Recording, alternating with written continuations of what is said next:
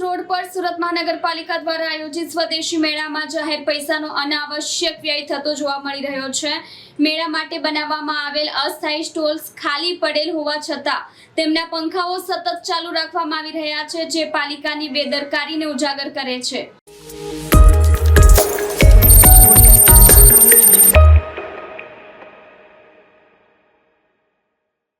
મેળાના આયોજનને ધ્યાનમાં રાખીને ડુમસ રોડના ફૂટપાથ પર અસ્થાયી સ્ટોલ્સ બનાવવામાં આવ્યા છે।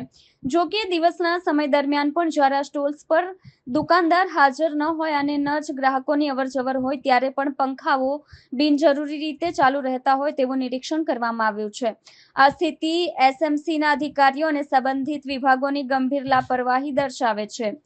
સ્વદેશી મેળા જેવા જાહેર કાર્યક્રમોમાં વીજળી સહિતની સુવિધાઓનો કાર્યક્રમ વ્યવસ્થાપન પાલિકાની જવાબદારી છે, પરંતુ આ પ્રકારની બેજવાબદારીપૂર્ણ વર્તણૂકથી માત્ર વીજળીનો જ વ્યય થતો નથી, પણ જાહેર જનતાના પૈસાનો અનાવશ્યક નુકસાન થાય છે।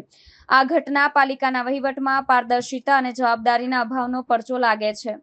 સ્થાનિક નાગરિકો અને સામાજિક કાર્યકરોનો આરોપ છે કે પાલિકા આ બાબતે ગંભીરતા દાખવતી નથી। તેમની માંગ છે કે આ બેદરકારીના આધારે જાહેર નાણાંના દુરુપયોગની તાત્કાલિક તપાસ કરવામાં આવે અને જવાબદાર અધિકારીઓ સામે યોગ્ય કાર્યવાહી કરવામાં આવે। નાગરિકોની અપેક્ષા છે કે ભવિષ્યમાં આવા આયોજનમાં કાર્યક્ષમતા અને બચતને પ્રાથમિકતા આપવામાં આવશે। દર્શનકુમાર અમૃતલાલ નાયક, ગુજરાત પ્રદેશ કોંગ્રેસના મહામંત્રી। ગુજરાતમાં છેલ્લા 30 વર્ષથી વધુથી ભારતીય જનતા પાર્ટીનું શાસન છે। મહાનગરપાલિકામાં પણ છેલ્લા 35 વર્ષથી વધુ સમયથી ભારતીય જનતા પાર્ટીના મહાનગરપાલિકાના શાસકો વહીવટ કરે છે। તાઇફાઓના નામે સુરત મહાનગરપાલિકામાં રહેતા લોકો આજે કમરતોડ વેરો ભરીને પોતાને કેવી રીતે જીવન ગુજરાન કરવું એ પરિસ્થિતિમાંથી સુરત મહાનગરપાલિકાના લોકો સમયસર વેરો ભરે છે, પરંતુ મહાનગરપાલિકાના પદાધિકારીઓ અને મહાનગરપાલિકાના અધિકારીઓ પોતાની પ્રસિદ્ધિ માટે મહાનગરપાલિકાના સરકારી નાણાંનો જે રીતે દુરુપયોગ કરે છે એનું સ્પષ્ટ રીતે તમે ડુમસ રોડ પર ચાલતા સ્વદેશી મેળામાં સ્પષ્ટ દેખાઈ આવે છે।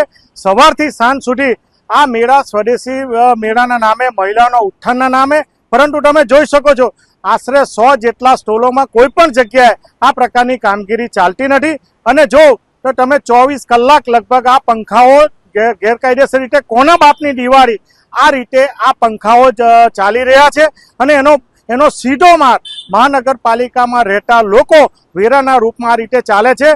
મહાનગરપાલિકાના લોકોને વિનંતી કરીએ કે આ ભારતીય જનતા પાર્ટીના શાસકો અને અધિકારીઓ તમારા વેરાના નાણાંનો કઈ રીતે ઉપયોગ કરે છે એ સ્પષ્ટ દેખાઈ આવે છે।